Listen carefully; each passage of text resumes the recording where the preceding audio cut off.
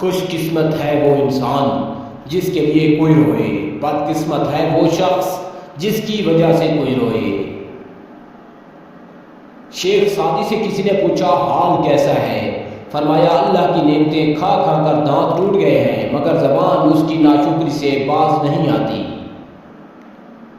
خدا سے دیکھو میں کتنا ڈر رہا ہوں، تجوری جیب دونوں بھر رہا ہوں، پڑوسی بھوکا ہے تیسرے دن سے، میں چوتھی بار عمرہ کر رہا ہوں۔ حضرت علی علیہ السلام نے فرمایا دنیا کا سب سے مشکل کام اپنی اصلاح کرنا اور سب سے آسان کام دوسروں پر تنقید کرنا ہے۔ میں نے کچھ لوگ لگا رکھے ہیں اپنی پیٹھ پیچھے برائی کرنے کے، تنخواہ کچھ بھی نہیں، کام بڑی ایمانداری سے کر رہے ہیں۔ انسان بھی کیا شے ہے، دولت کمانے کے لیے اپنی صحت کھو دیتا ہے اور پھر صحت کو پانے کے لیے وہی اپنی دولت کھو دیتا ہے، مستقبل کو سوچ کر اپنا حال ضائع کرتا ہے، پھر مستقبل میں اپنی ماضی یاد کر کے روتا ہے۔ جیتا ایسے ہے جیسے کبھی مرنا ہی نہیں اور مرتا ایسے ہے جیسے کبھی جیا ہی نہیں۔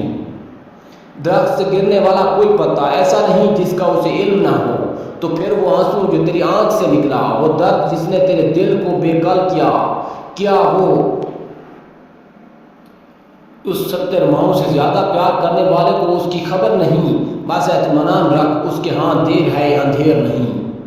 انسان کا دل توڑنے والا شخص اللہ کی تلاش نہیں کر سکتا۔ جو شخص اللہ کو رات کو پکارتا ہے اللہ اسے غنی کر دیتا ہے، اور جو اللہ کی اطاعت اختیار کرتا ہے اللہ اسے برگزیدہ بنا دیتا ہے۔ سب سے افضل انسان کون ہے؟ آپ صلی اللہ علیہ وآلہ وسلم نے فرمایا ہر وہ شخص جو دل کا صاف اور زبان کا سچا ہو۔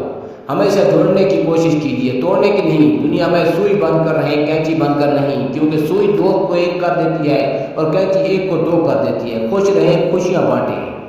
حضرت علی علیہ السلام سے کسی نے پوچھا اگر کوئی اپنا ہمیں بھول جائے تو کیا کیا جائے؟ شیر خدا نے فرمایا کوئی اپنا ہو تو کبھی بھولتا نہیں